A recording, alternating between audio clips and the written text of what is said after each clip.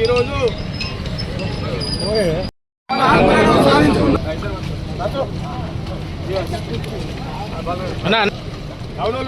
కొంచెం దూరం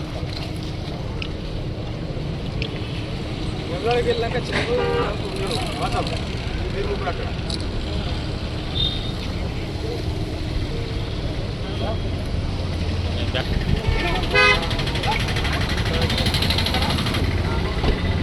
అన్నారా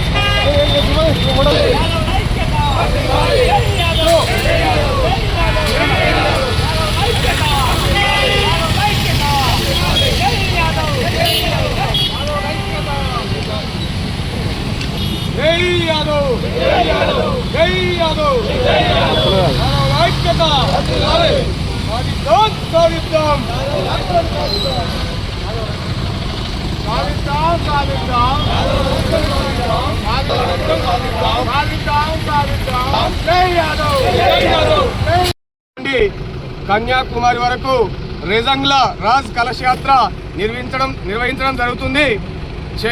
చైనాతో పోరాడి యాదవ్ యుద్ధ వీరులు 120 మంది అమరులైనారు. వారి గుర్తుగా అలాగే పంజాబ్ రెజిమెంట్ ఉంది, సిక్కు రెజిమెంట్ ఉంది. కానీ యాదవ్ రెజిమెంట్ కూడా కావాలని కేంద్ర ప్రభుత్వాన్ని డిమాండ్ చేస్తున్నాం. అలాగే ఈరోజు మన సిరిసిల్ల జిల్లాకు వచ్చిన కల్నల్ శ్రీనివాస్ అన్న గారు మరియు మహేంద్ర అన్న గారు, నవీన్ యాదవ్ గారు, మల్లేశం యాదవ్ గారు, ఈరవేన్ మల్లేశం యాదవ్ గారు, అంబట్ సంతు మరియు నాసర్ బాలరాజు గారు, యాదవ్ సోదరులందరికీ ఇట్టి కార్యక్రమాన్ని విజయవంతం చేసిన మన పెద్దలందరికీ నా యొక్క ధన్యవాదాలు తెలుపుతున్నాను. నేను ఏటీ యాదవ్, అఖిల భారత యాదవ్ మహాసభ జిల్లా అధ్యక్షుడిని, సిరిసిల్ల.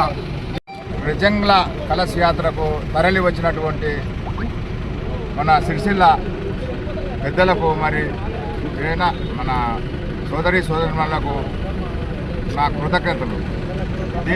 ఈ మట్టి మనం ఏదైతే మన రెజంగ్లా రాజ్ అని మన చైనా బార్డర్లో ఉందో అక్కడి నుంచి కలెక్ట్ చేసుకొని మనం అక్కడి నుంచి పవిత్రమైన భూమికి పూజ చేసుకొని మనం ఇది యావత్తు దేశం నుంచి ఇది బీహార్ చాప్రా నుంచి స్టార్ట్ అయింది. ఇది ఆల్ ఇండియా మన ఆల్ భారతదేశం తిరుగుతుంది. ఈ పవిత్రమైన మంచి స్పందన వస్తుంది. ఎక్కడ పోయినా కానీ భారీ ఎత్తున మన యాదవులు మద్దతు పలుకుతున్నారు. మనకు దీనికి మద్దతుగా మన యాదవులు మొత్తం ఐక్యతతోటి నవంబర్ 18న జంతర్ మంతర్ రామ్లీలలో భారీ బహిరంగ సభ ఉంటుంది. ఆ సభకు మన యాదవ సోదరులు అందరూ ఏకమై ఏకతాటి మన ఢిల్లీ కోటను బద్దలు కొట్టడానికి మనం మొత్తం ఐక్యత కావాలి. యాదవుల ఐక్యత, యాదవుల ఐక్యత. జై యాదవ్, జై యాదవ్. సాధించుకుందాం.